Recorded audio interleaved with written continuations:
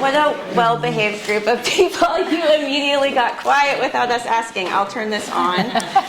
I just want to say thank you all. Can you hear me? Is this working? Okay. I want to say thank you to all of you for coming. I know it's such a busy time of year.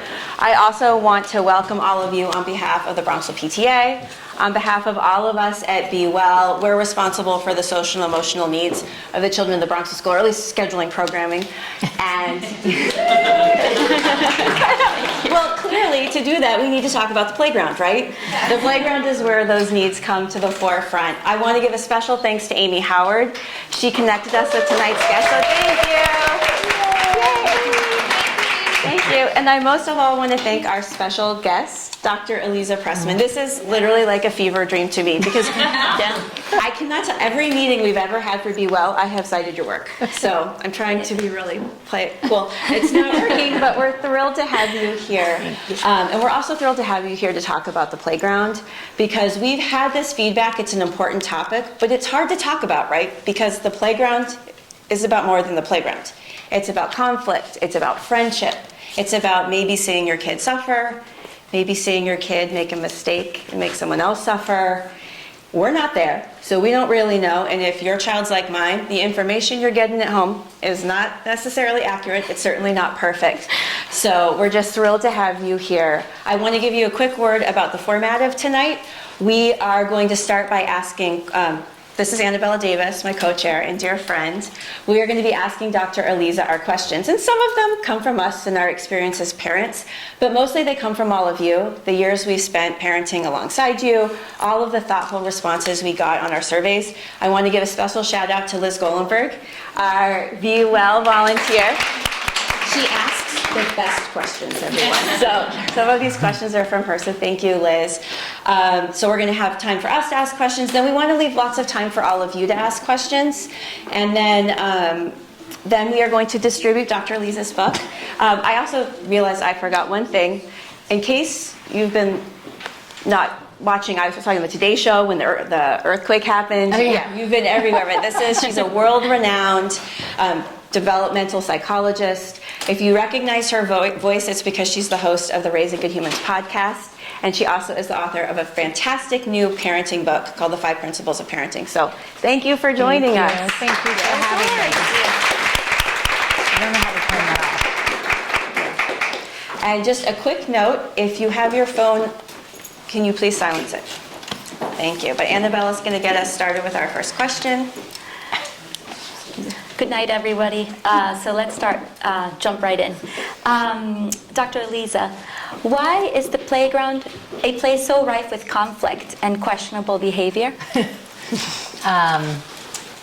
Well, I think the great thing about the playground is that you can get away with more. And there's a little bit more space, hopefully, from the adults who are typically more in a generous interpretation, attentive, and a less generous interpretation, more hovering. And so the playground means there's a little bit more space for young people to do their thing. And since they don't have all the skills, they are going to make a lot of mistakes, which is fantastic, as you alluded to. But it just doesn't feel great for the adults, and it's hard to figure out when is it our role to step in and when is it our role to just experience the discomfort of watching all of the mistakes. Yeah, that certainly resonates with my experience. This is a fantastic question from Liz. Sorry, I'll stop giving you shout outs, but this is something that's come up a lot. Many parents have shared with us that they have seen a regression in the behavior of their elementary school age children whose early years were spent in the throes of the pandemic. Things like impulsivity, tantruming, lack of emotional regulation, which we all know means hitting your friend instead of using your words. In your research and in your practice, have you seen COVID-related social and emotional delays in children this age? And what advice do you have to remedy it? I do think that I hear this from parents of kids of every age. Like the middle school parents are feeling like they missed out on the late elementary school years, and the high school parents are feeling like there's a delay because they missed out on the middle school years. And so I do think at any age, COVID was a time that, except for maybe if you had a baby, because COVID babies didn't really, they got extra time from their caregivers unless their caregivers were super stressed, and it took away from that. But so yes, I think just the research is letting us know that there are some delays and there are some things that didn't get exercised much that need some more exercise. But I'm very hopeful because they're so plastic, these young brains. And so if we give them the time and space to grow and exercise those self-regulation muscles more, I think they're going to catch up, as long as we're intentional about it and thinking about it. I also think we lost the muscle. So it's not just that they didn't catch up to that developmental time. I just think we also got, into the I would say there was like a little bit more, less socialization, a lot more guilt, a little bit more screen time, a lot more screen time when school was on screens, either way. And especially with kids who are now in elementary school, especially the kids who kind of were younger elementary school, and they really had to navigate screens and learning in a way that just didn't probably translate. And most of what you learn, even though you absolutely need to learn reading, writing, and arithmetic in elementary school, you're learning self-regulation and how to move through the world with other people and impulse control and all of the executive function skills that are so important. We got a little bit behind, and I so appreciate talking about play and the playground, because so much of that work happens during play. So I do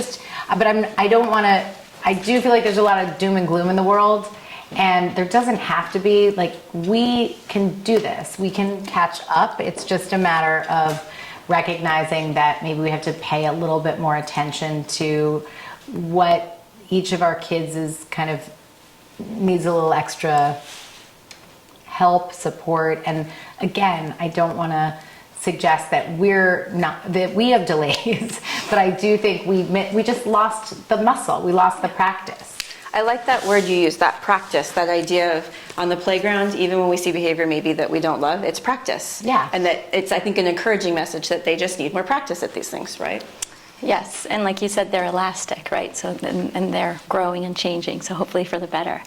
Our next question is, when our child comes home from school with a playground story, what should we say? What pitfalls should we avoid? I know It's a hard one. So Michael Thompson, who's an old school psychologist, said once, don't interview for pain. And I think it's a really important thing to remember. So when our kids come home from the playground with playground stories, listen, but try not to follow up every time you then see them, pick them up after the playground and interview for pain, because these moments are fleeting. These challenges are typically one and done. Sometimes, of course, there are repeated issues with one particular group or one particular child, but for the majority of the time, kids, everything is dynamic. These moments happen, they come and go, and when we fixate on them and interview for pain, our kids tend to find they want to give us the answer that we're looking for, and maybe we are hunting for something that doesn't need to be addressed in that kind of intensive way. But I really like us all to practice, and I don't do this, but I recommend it, not saying anything and really listening and getting more out of our kids from just kind of letting them tell a story, have us have as little of a reaction as we can. Because when we get this amazing moment where our kids tell us something that would normally make us gasp and we don't gasp, it's like money in the bank for more times that the kids get older and the things that we're going to gasp about are bigger, and those things are dangerous. And so I want our kids to tell us everything. And if we start early, like sitting in the playground or pick up after, any of those experiences with judgment and with shock, and even, saying something like, well, we don't do that, right? And in this family, we don't fill in the blank of whatever somebody else did, then you run the risk of having your child just kind of note to self, I'm probably not going to tell my parent about this because I don't want them to have that reaction. So I would love if we could all do less, say less, and listen more, and just allow our kids to kind of try on for size how it feels to tell us hard things. Of course, if they tell you something that's dangerous, like actually needs to be repeated or you need to do something about it, say something. And I don't want anybody to be zombie-like and sort of like, tell me more about how you put someone's head in a toilet. But just like, so of course have a natural reaction, but if you could just like turn the volume down a little bit to give space for our kids to realize like, we can handle it. Like we've been around, we've seen it all, because when you have that shock and horror, you don't get as much out of your kids the next time. So I always want us to think about being tellable and askable, and in order to be tellable and askable, just think, who do I go to in life when I have a ridiculous story? It's not the person who's like immediately fixing it, telling me what was wrong with it, what I did right with it, what the judgment, none of that. I want the person who's like, like, oh, okay, that happens. Tell me more. Yeah, because then you just don't feel like you're wrong. You're just a wrong person. You might have done something wrong. Someone else might have done something wrong. And I also think friendships are so dynamic. And if you're in a community, these kids are going to be friends for a really long time, and they're going to come in and out of different friend groups. And I just don't want our kids to feel like we buy into the idea that like, this is not my friend. Because today it's not your friend, but next week when it is your friend, I don't want that hidden from my, from the parents. Now I forgot the question. No, but that was fantastic. And it's actually making me modify the next question, because I'm realizing that listening skill is sometimes it's really hard to do because we want to use our adult brain to solve. Yeah. So my next question was like, how can we as parents help our kids and ourselves problem solve these situations effectively? Now I'm wondering, do we do that at all? Yeah. And then, or I guess, should we do that at all? Yeah. It's so tricky because I think we have to trust our judgment unless and we all know, like if we err on the side of overreacting, then maybe ask a friend or ask a partner and say like, I just want to do a gut check to make sure that this is something that I need to address, because none of it's an emergency. So when in doubt, just wait. And then check in with yourself or with a friend or with your co-parent or whomever, and just say like, here's what I heard. My instinct is this needs more support from an adult and I need to say something, but I don't want to overdo it if it's not necessary. Because we want our kids to kind of know that we trust them, we believe in them, we think they can do it. And if they really have a problem, we're going to help out and scaffold, but we don't need to micromanage. And so I think part of it is knowing yourself. Like, can you just be reflective? Am I this, do I err on the side of not giving, like maybe we all have a friend like this who like, you feel like you should maybe be a little more hovering, like maybe you're a little bit too relaxed. And then the friend who's maybe needs to feel a little bit more safe, just kind of letting things be.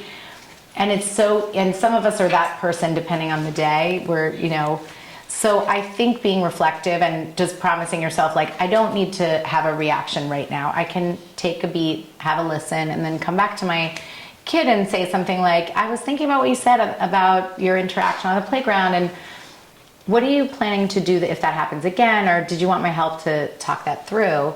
And that can be a conversation with a kindergartner or a sixth grader, or, I mean, I don't think you would phrase it that way with a high school student. But in doing that, you're kind of giving a little bit of room to see. And if it's past what they can manage, you have to intervene. And if it feels like nothing is manageable to them because there's been so much intervention over the years, then you don't want to go from being completely on top of everything to just saying like, I'm out, you're cooked, and that's done. But you might just say, do you feel like this is something that you can handle on your own, or do you want some help? So it sounds like an invitation to role play, like an invitation to them, I'm here for you if you need my help, but I'm not going to demand that you take it. Yes. That makes sense. I love this advice because I feel like we as parents would then give our kids agency over their friendships and over the situations that they're encountering at school, which, are hard to foresee for us. So I guess my question is, you've kind of answered it, but I still think, I was thinking about that. I think we should still ask it. Like, there might be a line that we should draw. Yeah. When, if ever, should we get involved as parents in a conflict amongst children at school? How should we proceed? So if there's, if you're seeing repeated treatment, if you're seeing repeated behaviors from someone and it's clearly targeted at your child, or your child is clearly targeting someone, it happens, the intention is cruelty, and there's a power difference, it's time to intervene. It's time to say, you know what, you're in over your head, and I'm here to help. Regardless of whether your kid's the person who's doing the thing or is receiving like that kind of potentially bullying behavior, they're not meant to deal with that on their own. So that's how you can see it, because they need to know, as much as, of course they come to us and we have to believe them and hear them, and also recognize there's different perspectives. And you might even say things like, so if Amy were to tell me this story, what do you think Amy's story would be? Because, sorry, Amy. Because you want them to also imagine, okay, this was my perspective. All right, let me think about how Amy would tell the story. But you can see in your kid's nervous system if something was dangerous, like something was out of the scope of what they can handle. If something felt like this is happening in a persistent way over and over with somebody who's in a more, social power, physical power, something that makes them able to cause more harm, then a child should have to deal with. But for the majority of issues, I don't think we need to do anything. What happens when we always get involved in our children's conflicts? Well, I mean, if we always get involved in our children's conflicts, they do not learn how to manage conflicts. They don't believe they have capacity, and it's going to come out somewhere else. So that would be just controlling. It would just be, and I understand it because they're our kids and we want to help them make good choices, and we want to help steer them in ways that we can feel like, okay, we're doing this job right. But if you don't learn how to have those smaller conflicts and how to solve problems together, and you need an adult to navigate that for you, it's just not developmentally appropriate, and you don't grow. And so I think about this story, and this is a little tricky when it comes to school versus outside of school time, so forgive me, but just use it as an example. But when I think I put this story in the book, and I probably changed who I was talking about, but here I will tell you that I was in the park, and I was in Central Park, and my nephews were not, this really is so inappropriate. My nephews were not allowed to roughhouse. That was not allowed. And every household is entitled to name their values and have a mission and have purpose. And if in that is we do not roughhouse, that's, totally fair. However, these other two kids came to play, and they were brothers who roughhouse all the time. And the way they know how to roughhouse means they're self-regulating. They're playing with, they're learning to take the cues. They're understanding when they get too hot and when they need to stop. And they have a language. And so because it was one of those social situations where everybody wanted to kind of fit in, everybody allowed the roughhousing. And I watched my nephew's face turn so red, and I watched how distressed he was, and I was actually like, bad things are about to happen. Like, he doesn't know what it's like to feel this kind of anger, and it's not going to end well because he's never experienced it before. Whereas the other two kids were like, we do this all the time. It's like puppies playing.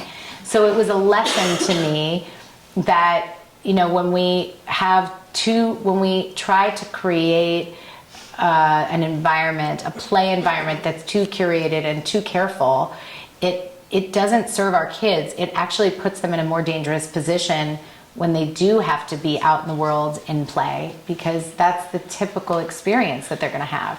So thinking about that, just imagining, and I'm trying to describe, like, imagining red in the face and sweating and like clenched fists, and you know, when you see like somebody getting really, really heated, you can't stop them at that point. Like, at that point, you have to grab their body and, you know, make sure that everybody's safe. And it's because it's really hard to self-regulate if you haven't practiced going, you know, really kind of intense and coming back down over and over.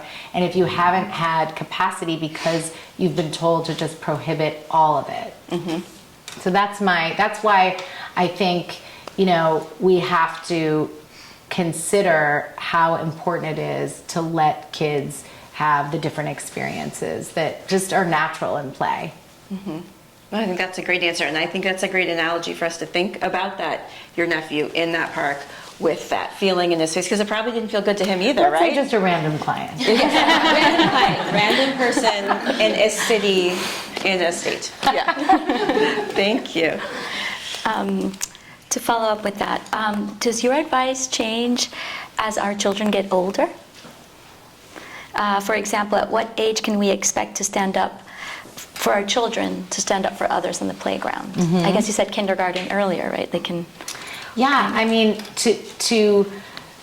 I think we can once we give our kids permission to figure out what their personal boundaries are, and to be able to say what they expect and what they need, and then and acknowledge, like, some people are not going to respect that and some people are, and that's part of the whole process of being a person and learning how to get along in the world. There's, you know, you get more and more space for that, but it can start as early as preschool, forget kindergarten. Like, we really can help them advocate for themselves early, and then once they are in grade school, and certainly later grade school, if they have the permission, because a lot of times it's about not feeling like you're allowed to say who you do or don't want to play with, or not feeling like you're allowed to say, I didn't actually like that. That made me really uncomfortable. But if we say it on behalf of our kids, and we don't give them the confidence and agency to know, you could say that, and somebody might like it, and some people might be like, I don't want to be friends with you. You're always, you know, doing X, Y, or Z. That is so painful to watch, but it is okay. And then if they tell you about it, you can say, sometimes you know, especially as kids get older, you want to say things like, do you want my advice, or did you want to just tell me? I think my kids call it vent, or my older daughter and her friends call it, well, now I can't remember, but it's something like vent or something. And I think it's about, do I actually want feedback, or am I just looking for somebody to hear what's going on and I just want to get it out? But if they are open to feedback, saying something like, what are your goals? Like, when you play with your friends, are your goals to be in charge? Is your goal to pick the team? Is your goal to make more friends? Is it to make people laugh? Is it to make people excited? Is it to be alone at the playground and play with the sand? Like, there are everybody's got different goals. They might not have thought about them. And so if your goal is to make more friends, then if they're struggling to make more friends, you might say, I have some ideas if you're open to it. And just let them know, like, sometimes if your goal is to make friends, maybe asking people what they want to do is going to get you closer to that goal. But if your goal is to just play what you want to play, and you don't care about making friends, that's totally your prerogative. As long as they're not harming someone. You know, it's very hard to watch when they make social choices you wouldn't make, but we also have to, you know, the world would be so boring if everybody was one particular way. And so you need one kind of weird kid on the playground by themselves, being super creative and interesting. And I say weird as a compliment because I think weird is the best. But you need that. You need that kid, and you need the kid who's like getting a bunch of people together and socializing, and you need somebody who's getting, you know, excited to join in a group, and you need somebody who's excited to lead a group. And we just need so many different kinds of flowers in our garden. Yeah, absolutely. I love that. Yeah, I just love that idea of letting our kids dictate what they want for that. I never thought of that before. What is your goal of play? Like, and then use it and giving them advice based on that. I think that's fantastic. I feel really strongly about this next question because it's, I think, really hard to talk about, but part of the solution to it, I think, is all of us talking about it. I know, it's not that scary, but I can speak to my own experience. This has happened in my household. So you suspect your own child was unkind on the playground. What do you do next? If you didn't see, Yeah. I mean, is the suspicion kind of like, you're pretty sure? Because you Well, this- saw something, or are you wondering, like, is my kid the kid who's kind of everyone's avoiding? Both? No. I meant, when I was thinking of this, like, I have children, they'll come home, they'll tell me stories. As they're telling me the story, I'm like, reading between the lines, I think you were the one that was unkind here. Right. That's what I'm thinking of. But sometimes, yeah, you can see it too. Yeah. So I would say that is a values question. So if your household, and I do recommend not to add work to anybody's plates, but some kind of household mission statement or personal value statement or something that's like, in this house we value, you know, these 3 to 5 things. And if one of them is kindness and you break that, then you need to say, hey, I want to check in because, bless you, I noticed, you know, when you were talking about how you treated so-and-so on the playground, it sounded to me like they were really hurt, and I wanted to talk more about that. And that means that's important to your family. Some other families are like, that's not one of our values. Our values are education, persistence, and intellectual curiosity. Okay, kindness was not on there, and maybe you're going to let that, you won't even notice that there wasn't, you know, that there was a story that you heard that suggests that maybe there was kind of something not so nice on the playground. But I think there's a difference between, is my kid kind of being a, I don't know if I can use this word, but kind of jerky, or is my kid harming? And I think there's a really big difference between, my kid is a little bit of a jerk and it's going to bite this kid in the butt because people are not going to want to hang with them, versus, no, there's a line. And in this, like for me, I'm not okay with you treating kids like that. Let's figure this out. I know that you can do better. Well, in that case, just what do you do? If you've You say noticed that. harm, so you say that to your kid, do you take it any further? Do you approach a parent? Like, or is it just specific situations? I think it would be specific situations, but I think if you know that they've been persistently harming one kid, Yep. then I would go to the parent and I would say, listen, I've noticed this. I'm wondering if you've heard anything. Please know that I am, like, these are growing kids and we're all trying to create a village of support. And if this is something you're comfortable telling me, I am not, you know, I'm open to it. We're all going to have our moments. Yeah. That is a very, you know, if people are open to that, it's great. Sometimes that's really hard and humbling and scary. So at the very least, you can say, tell me a little bit about what you think's going on there for you and for your friend. I mean, you want to be careful to say you're being crappy, because when you say that to a kid, it doesn't necessarily make them kinder. It might just make them better at hiding it. That's fair. Interesting. So kind of related to that topic, but from a different perspective. What if the child is not a part of the conflict but feels badly about something happening? Should we expect them to involve themselves? And how can we as parents help equip our child, whether they're an introvert or an extrovert, with best practices for these types of situations? So I think that does go back to your family's mission and values. And for some people, like if you're saying, hey, if you see someone hurting, I give you permission to speak up. Here are the circumstances where you shouldn't, because it's, you have to also stay safe. Please find a grown-up. But I think I would just ask kids, if they tell you a story about something on the playground that they felt was unjust or unfair or something that just didn't sit right, say, did you feel like you wanted to say something to another child or to a grown-up, or did you just kind of want to tell me about it? I think it's kind of the same as like, do you want my advice or do you want me to just listen? That makes sense. I think you brought this up a bit before, but I'd love more feedback from you. Not every child is going to come home telling us exactly what's going on at school. Yeah. Whether they're the unkind friend, right? They could be the target, or they just could be the bystander who feels conflicted. What signs should we look for in our kids' behavior at home that may suggest friction in their relationships at school?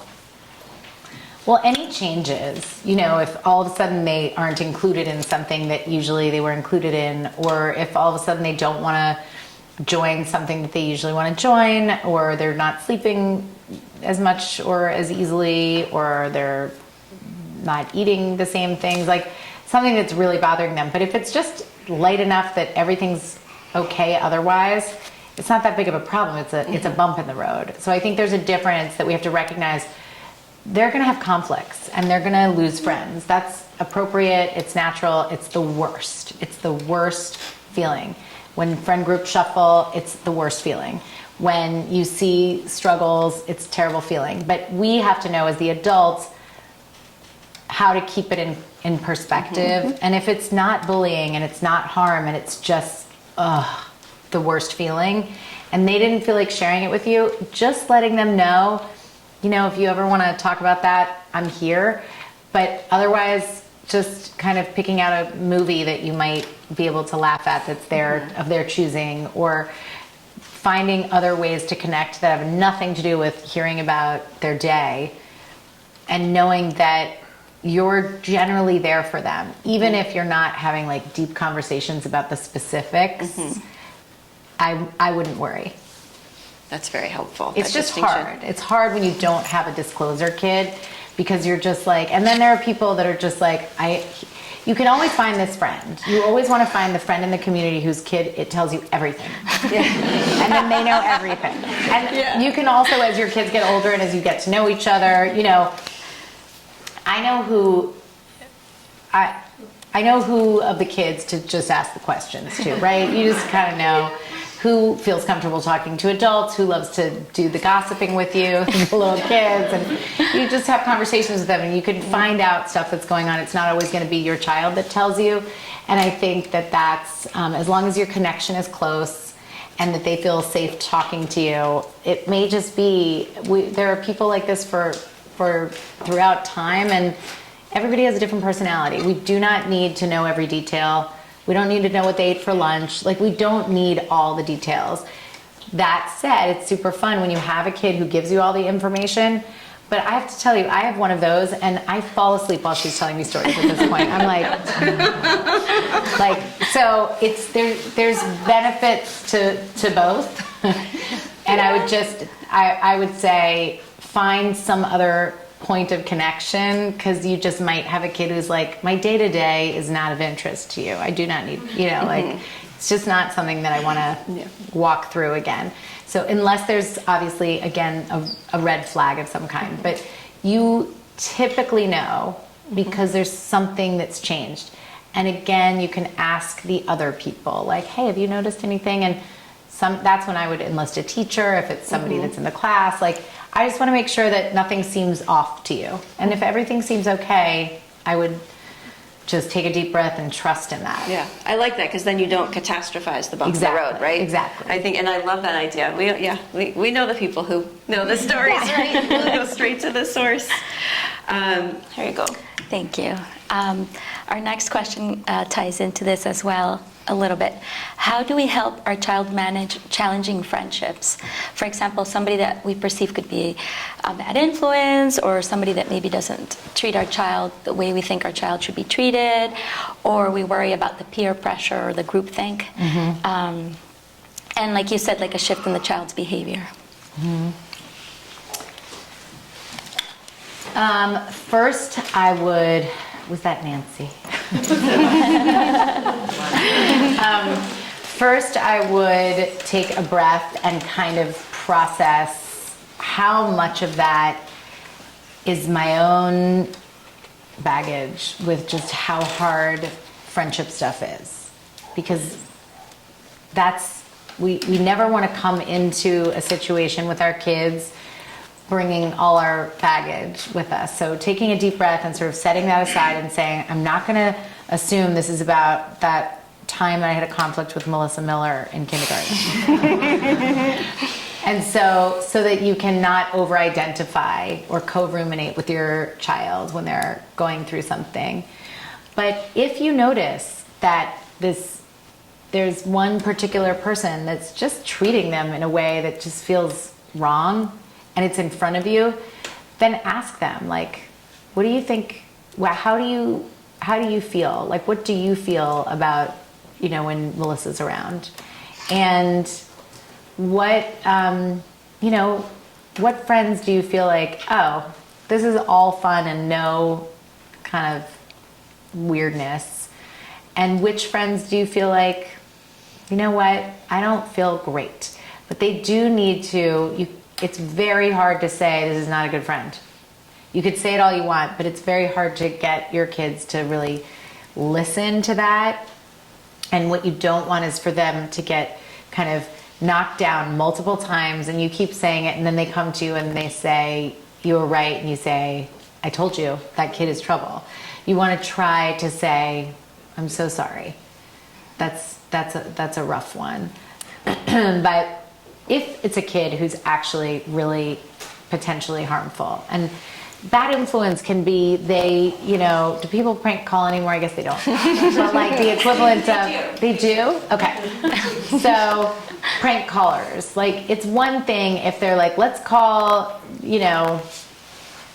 I can't think of any examples of prank calling that would be like super funny and innocent, but something goofy versus someone who's like hurting someone or making it so that they're getting your child to kind of go along with things. So then I would say, hey, I get that you want to stay friends with this person, and so you're willing to do things that go against what feels good inside of your stomach. I want to figure out a way with you for you to keep that friendship at a safe distance. So let's not go over their house, let's not have them over, but you don't need to make a thing of it. Yeah. We'll keep it a safe distance so that there's not a break in the friendship. It's just, let's take this particular friend with a grain of salt, and teaching our kids the friends that you take with a grain of salt versus kind of a green flag friend and a red flag friend. There's just different kinds of friends. And also, friends serve a different purpose. Some people make us laugh. Some people make us cry. Some people we can cry in front of. Some people we want to tell all of our secrets to because they're super trustworthy. And some people we just know, like, this person gets in so much trouble, and I am like loving watching them get in trouble. I'm not going to do it, but I love the stories. Yeah. And so I want our kids to be able to navigate that and not just be so protected from the bad influences that they don't know how to handle them. I think we can all think of, the people in our lives who might have been a terrible influence, but we didn't do anything, but we were just like, I love this. Is so like fun to see the naughtiness. So I want them to have the skill set of not partaking, but sort of seeing that, they can observe. And there's somebody here, if not many of you, have a kid who kind of is delighted by watching other kids do something that's not ideal. And it's not because there's something wrong with them. It's just like fascinating to watch somebody do something that you're like, I would be in so much trouble and I would be so mad at myself, but I'm like mesmerized by watching somebody else be able to do that. So unless it's dangerous and harmful, I would say, if it's like this kid curses too much, or this kid, lies a little bit about, I don't know, what they're, they take their sweatshirt off and they're wearing something. I wouldn't think about that. But I would if you were like, this kid is a drug dealer. That's a totally different thing. Yeah. Fair. I think we should skip just to this. Yes. Yeah. Okay. This one you mean here? Yep. Okay, so this is the last question from us, and it basically is about how does kindness and inclusion relate to boundaries? We always tell our kids to be kind and inclusive no matter what, especially on the playground. But sometimes friends can say or do things that are deeply hurtful, and the child feels like they have to choose between being kind to their friend, regardless of their behavior, and being kind and protective of themselves. How do we help kids hold kindness and boundaries in tension? Tough one. I mean, that is a lifelong thing. Asking for a friend. So, and along the lines of this and generally friendships, the other part of this conversation is just how we are with our friends and how we model all of that and how we are with setting boundaries. So I think giving permission to say, you know, I know that you prefer just playing with two people, but if you're going to this playground, that's not, that preference, I guess what it is distinguishing with your kids between preference and a boundary. Preference, too bad. Too bad. Yeah. Like, we all have to be uncomfortable sometimes, and you don't get to do everything that you want to do, and it doesn't matter if you're uncomfortable because you're a member of a larger community, and sometimes you're going to be uncomfortable and sometimes you're not, and that doesn't, you know, like, I'm not, as your parent, so worried about you being like not getting your preference. But if your boundaries are called into question, if you know, like, this person is saying or doing something that I know isn't right, and I don't want to lose them as a friend, then that's complicated. And I would even say that's complicated to your kids. Like, I would have trouble with that as an adult. So come to me and talk to me about it. I can't say that I can give you a solution, but I'm so glad you're telling me. And I think that's where you leave it. And just pull more, Yeah. more information from Yeah. them. That makes total sense. Well, now we would love to open it up to all of you. I know that you probably came with great questions for Dr. Aliza. The only thing I will say, one caveat before we begin, is I'd love for us to hold two things in tension. The first being, I'd love for you to ask your question in a way that it's specific enough so that the answer is actually helpful. But also, remember, we are such a small community, right? And we do not want to be tempted to spend the next 5 minutes going like, is that your kids you're talking about? Is it my kid you're talking about? So I'm sure that doesn't really need to be said, but just a reminder. So does anyone have a question that they'd like to talk about playground or for anything for Dr. Aliza? Yes, one. Go ahead. Dr. Aliza, I have a question about this this tension between letting it play out and like sitting with the cringe of your kid making mistakes and being the guides. Yeah. For you're like, I am your guide in this life, and or at least until you're 18, but Hopefully and I more. want to prepare you for the road a little bit. Not prepare the road for you, right? But like prepare you for the road, for life, for society, for expectations, cultural expectations, and community expectations. And I think there's a rub here that I want to like kind of get into more. And like I'm just gonna like, you know, like your child says someone else is fat. It's like, oh, wait, you can't do that. Actually, you can't do that. You know, but like, are you not letting something play out? Like, are you not? No, that's got. That's like That's your harm. job. Is that a harm? Like, so I think things that's- like that. My son, I can disclose this, but my son and my husband would roughhouse all the time, and he would get to school and he would get in trouble.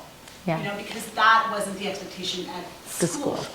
But he like I'm like my brain is doing all sorts of twists and turns of like, but he was getting self-regulated in that roughhousing with my husband, but like then in trouble at school, and like it felt a little bit, and I know my husband felt this, like, oh man, I kind of set him up for failure. Yeah. You know, I wasn't his guide.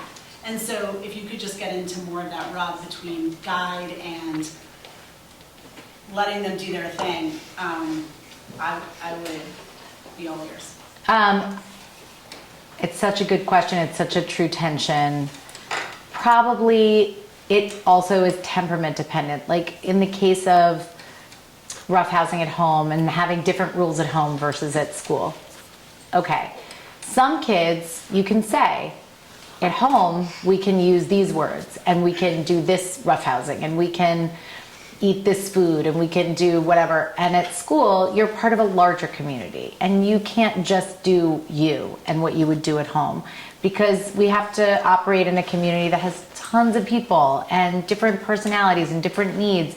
And wouldn't it be a disaster if everybody was just like, nope, I'm gonna do me. I'm gonna do me exactly as I do me at home. There is a part of us that we have to learn how to operate in a world that's larger than just us as the center of it and our family.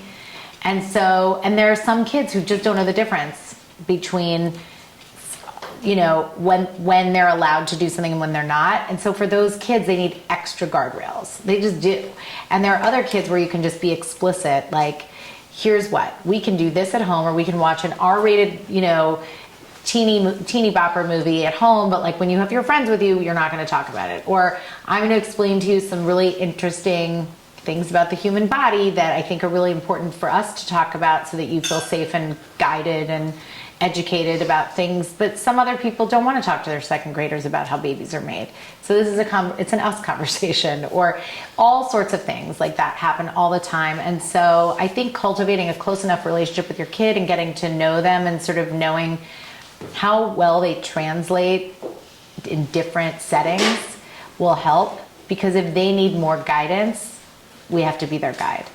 But as you give them more space to fall on their face and say the wrong thing, and then do they get up and say, I'm so sorry, I saw that really hurt you? Or are they just like, you're fat, you're fat, you're fat, and you're fat?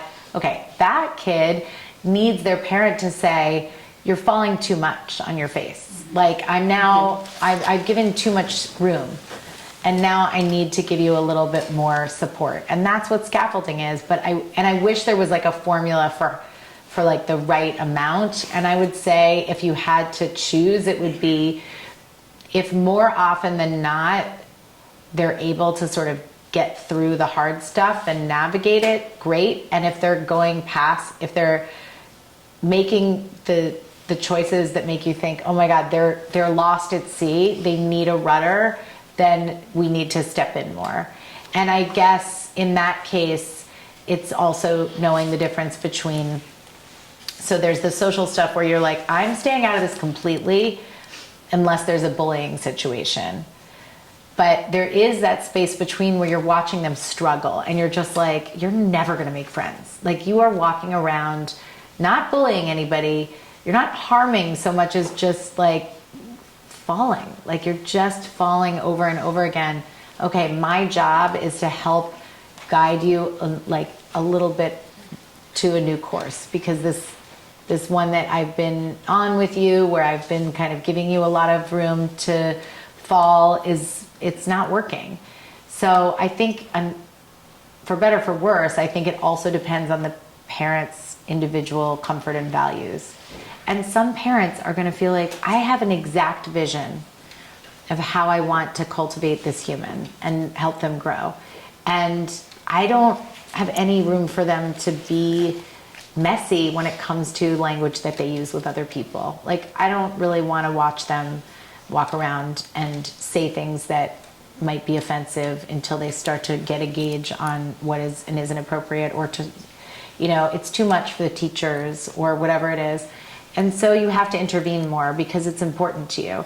But there are going to be other parents who are like, this is what school is for. They are supposed to sort of figure it out, come to me, we're going to talk about it. I mean, if anything gets in a situation where the school is reaching out to you and saying, hey, like they're struggling here, then you're a guide. Like you have to guide because they need a little bit more support. But if that's just in your mind, like the school seems fine with the kids, the teachers are fine, the other people are fine, but you're feeling like, no, I think I can grow this kid better, stronger, faster, that's when I think we have to back off. I think. No, it's a great answer though. Yeah. Yeah. Does anyone else have a question? At what point do you bring the teacher in? If there's some playground conflict and it's continual, with potentially one child that's kind of going after a group of them consistently, and it's kind of like, is your kid in the rotation this week, or is it next week, or the following? And it's always the one kid. It's always the one kid, and it's not harmful physically, it's more just tone and just more tone and kind of what they're saying. And the child comes home, and I hear it from some of the other parents, the same thing, and it's the same child over and over. I'm pretty sure the teacher is right, I just haven't addressed it with her, but do you bring it up to the teacher and just, how do you help me to resolve this conflict? Or what's the solution? I'm sure the teacher knows. And I think it's always fine to say, I'm assuming you've noticed this, and I just wanted to check in and, is there something that we could be doing? Is there something that you are doing? I'd like to know if there's, extra eyeballs on this particular kid on the playground because they seem to be struggling. But the difference to me is, like, if there's one kid who's kind of a troublemaker, everybody knows it, it's that kid that's struggling. It's not the other kids. Like, if you know that you're sort of part of there are going to be 10 kids that are going to be targeted one after the other, and then they move on, but there's always that one kid. Usually that one kid, it doesn't sound like the same situation as when there's like a power position, because that kid doesn't sound very powerful. It sounds like that child is kind of going around trying to find their next power position and their next kind of, I don't want to say victim, but just like the next person that they've chosen to sort of be problematic with. I imagine if your child is coming home and just saying, it was me this time, ugh, that kid, whenever you know that there's that kid, it's usually the teacher is intervening with those parents to try to help that kid figure out how to navigate the world a little bit better. And our job is to help our kids figure out, how do we respond to a kid that's doing that? But if your kid is struggling because of it, or hurt because of it, if all the kids are like, I don't want to go to school anymore, I don't want to be on the playground because of this kid, then absolutely you go to the teacher. And what do you tell your child? Because that's where I struggle, is my child's very calm and doesn't necessarily bother her, but it bothers her enough to tell me. So is it the same thing where you just kind of stand back, let her continue to tell you about it, and until she's like bursting into tears, and then maybe you take some type of action? Or I would say, even if she bursts into tears, your focus is being there for her when she's sad, not taking action. But then you could say to her, depending on her age, is there something that you want me to do to support you? Do you need my help talking to a grown-up? Do you feel like this is just something that feels awful and you want to come and cry to me about it, but you don't really want to have me talk to anybody or help you talk to someone? But I don't think it's like, I think we're going to see our kids come home and cry about something that happened so many times. And most of those times, there isn't something that we can do except the most important thing, which is be the person that they come to when they're sad and when they had a hurtful experience, and then they just like let it out. Because sometimes what ends up happening is then we are like miserable and sad. It feels so horrible. And then we're like, they gave us those feelings, and now we're sitting with those feelings, miserable, and they're like skipping off to the next thing. And that is ideal.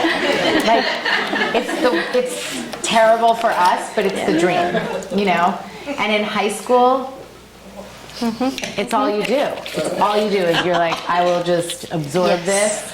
I'm now like so miserable. I cannot tell you how many people experience this thing of, I'm now panicked, I've called 3 friends, I'm figuring out what to do, I've changed this, I've blah, blah, blah, and then they ask their child how they're doing even the next day, and they're like, huh?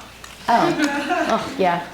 And they're like onward. And so we just have to be much more prepared for the fact that a kid who is crying is alive and well and sharing their feelings with us. That is a beautiful thing. I would only worry about it if they were constantly crying. If every day they're coming home and they're crying. That to me would be a problem. That should not happen. But if once in a while they're coming home and they're crying, that tells me they know who to go to when they cry. It's you, you're safe. They feel like they know how to talk about their feelings and what to do. And I'd actually feel like, oh, okay, I've got this. And it's appropriate that that person is bothering them on the playground. And you could, in those cases, also just ask questions like, you know, so what do you feel like your other friends talking about it? Does everybody sort of not say anything and we just kind of know that this tornado is going to come across? What do you think they're going through? Do you think this is a thing that they're going to grow out of? Are you feeling like, you know, you can ask questions, especially if you have a kid who's like, look, it's not bothering me, but I did notice it. I feel like so much of your advice comes back to this idea of curiosity, right? If we can stay curious and just ask questions, it seems to lead us maybe down a better path. And I also like this idea of emotional contagion, because children can be emotionally contagious. Yeah. I had that this afternoon, so that made me feel so much better. I'm sure my daughter is over whatever happened, and I'm still holding on to it. Yeah. For like 30 years. Forever. Do we have any more? I think we have time for maybe one or two more questions. Yeah. Perhaps without sharing too much, I was wondering if you could tell us what the 5 principles of parenting are, and maybe a little bit about the inspiration to writing the book. Oh, sure. I mean, it's not a big secret. So the 5 principles, and I think that they go back to anything that we talked about today, and it's their relationship, reflection, regulation, rules, and repair. And I think I wanted to, and I know that this is ridiculous because I'm giving content while saying we need to turn down the volume of the content that's out there. And I encourage people to shut me off too. Like, don't listen to anybody that makes you feel less than as a parent. If I ever make anyone feel like I blew it, I'm the worst, I'm awful, it's a me problem, it's not a you problem. And so I wanted to write a book that kind of reminded everybody that there's very robust science about how humans thrive, but it's actually very simple. And the hard stuff is that we're people. Like, we have to listen to our children and go through their experiences, and we have to watch the bumps in the road and bless you. And so I sort of wanted to pull from the research the 5 things that are in our control as parents, because so little is in our control. And then I wanted to talk about the things that we can cultivate in our kids to help them bolster their resilience. And I don't mean resilience like they're supposed to be. Somebody told me the other day that they were, maybe it was on, I don't even know if this was in real life or something written, but they said that they were really struggling. They don't like resilience because the implication is that you're supposed to not be, like, they had a really hard time when their mom died and they were really struggling. And I was like, that doesn't mean you're not resilient. You're having a horrible, sad thing in your life and you're struggling to recover because it was a loss. So resilience just means, like, you will know that you can go through this and still you're going to keep, you know, taking steps forward, even if you sit in bed for 2 weeks and cry. Like, that doesn't mean you're not resilient. So I wanted to talk about 5 things that we can do as parents to bolster resilience, and 5 things that we can bolster in our kids to build skills that are highly linked with resilience. And so I just kind of put the research in the first half of the book, and the second half of the book is what I called page to stage, because I like theater, but just how to translate the research into everyday conversations like playground or anything. And my hope is that everybody can just keep going back to, like, did I kind of connect? Do I have the relationship? Okay. Did I reflect on my experience being parented? Did I pause? Did I think about what this might mean or what they need, or, you know, all of that good stuff? Did I regulate myself? Did I co-regulate? Because our kids kind of borrow our nervous system. Do I have rules, boundaries, and limits that I believe in, that are appropriate, and that I stick with, and they don't move to follow the kids' feelings? And when I blow all of those things, do we make repairs? And if so, okay, we've done our job, and it needs to be more often than not. And that's all the literature for decades is pretty much goes under that umbrella of like those 5 things. And I was very careful to check with a lot of colleagues to make sure that I wasn't forgetting something under the hood or like in the dusty corner of academia or somewhere that, you know, because parenting should not be a religion. And I really, like, everybody is entitled to their own values and beliefs, and I don't even like scripts. I have a few in there because I want people to feel armed with something if they're like, ah.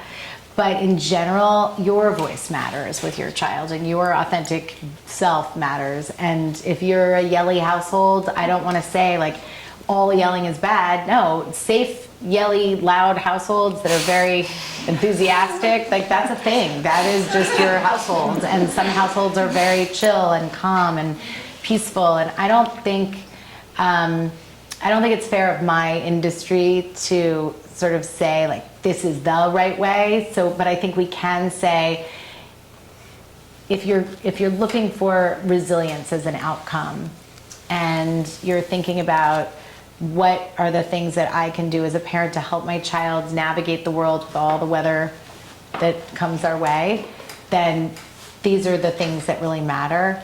And everything else, like, if it's helpful, I'm so thrilled. But if it's not helpful, I just don't want parents to feel like that matters for like the big picture of raising good humans. That doesn't matter. So that was my inspiration, was just to sort of put it all together in one place. And I wanted it to be relevant from, you know, examples from that are developmental, because my field is developmental psychology. So my lenses change over time and how we come to be who we are and our development in stages, and not clinical, which is the lens, though I have so many colleagues who are clinical psychologists and it's a beautiful field, that lens is psychopathology, like what is going wrong? And that's not my lens. So I wanted to sort of show the lens of developmental psychology. That's awesome. I think maybe we have time for one more question. Does that work? Sure. Yeah. Does anyone have? I don't know what time it is. Oh, Yeah. Mine was more for the middle schoolers. okay. Yeah, great. That's fun. I'm just wondering how best to navigate, the apathy, you just want to talk back, but just the general, like, I don't care attitude as a parent, when we care a lot. Whether it be on the sports field or in your academics or with your friends, I don't know, there's just a lot of, I don't care, it doesn't matter, it's not happening to me. So what do you say to those type of, every time you have a conversation? I think middle schoolers are very overwhelmed with how they're like kind of almost high schoolers, and things are going to really, really count. And that message is so ingrained in them that there's no worse time. I mean, middle school is, it's so hard. Even though it's awesome and I love middle schoolers, like, I don't want to teach middle schoolers. It's like a really complex time of, you're really in two worlds. So when the adults in your life are telling you how much things do matter, I think we shut down as I'm not a middle schooler. I think a middle schooler will tend to shut down more. Also, right now, the world is a little bit on fire, it feels like. And so for one way to protect yourself as a young person is to just be like, I don't care. I don't care. And then it's terrifying for us because we're like, why don't you care? Like, are you a sociopath? But it's actually very adaptive for a middle schooler not to care when everything around them is like, but this matters, and all of that. So I would say, like, lift the tension by just not expecting caring, and hunt for the thing that your middle schooler is interested in. And if that thing is, unless it's like they're sitting on their devices all the time, in which case they are not given the opportunity to engage as much. So I would make sure they have the opportunity to engage.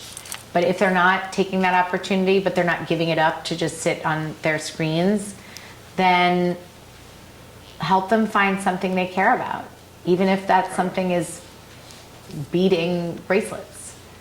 And that does translate. And again, middle schoolers are going through so much that one of the ways we protect ourselves when we're overwhelmed is just shut down. Like, just imagine a robot that's like, So can you do anything to help them sort of navigate all that they're being bombarded with? Or is it just what you said in the book? I think check it. I would lean into your relationship with them and not worry if they care or not. Like, just worry about, do we have a connection? Are we laughing? Are we talking to each other? Are we doing something enjoyable that has nothing to do with talking and is just about, playing a game, watching a movie, physically doing so not athletic. I'm like, the thing you play. So they realize you have no skin in the game of what they care about. You just want to make sure that you have a relationship. And the rest really does fall into place. And you can say to them, listen, you have to play a sport. I don't care what sport, I just need you outside. That's one rule. And you have to pick one thing that is a little challenging. I don't care if that, again, is bead making or robotics or debate or football. It needs to be just a little bit scary for you. But you don't have to care about it.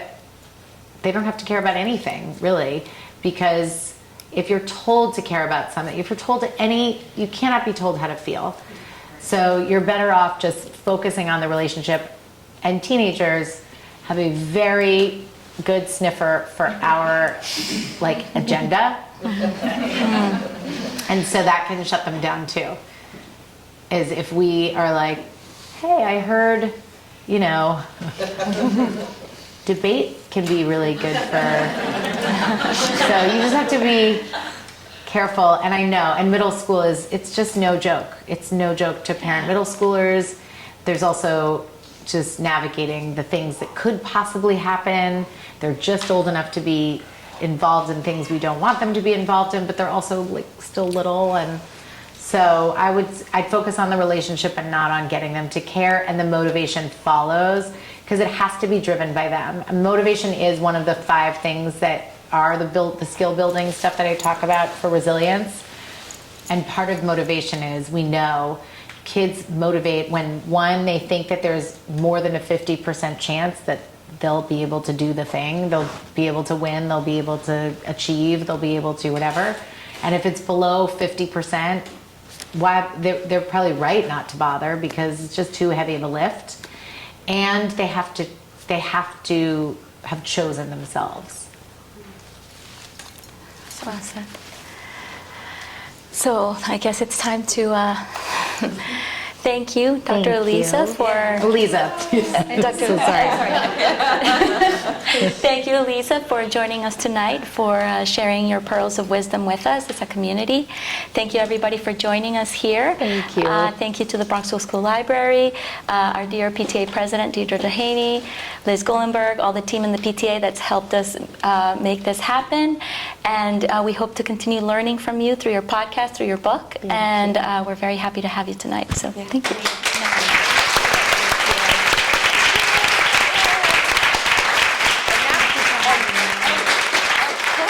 And we have books, so please come get books. Yeah.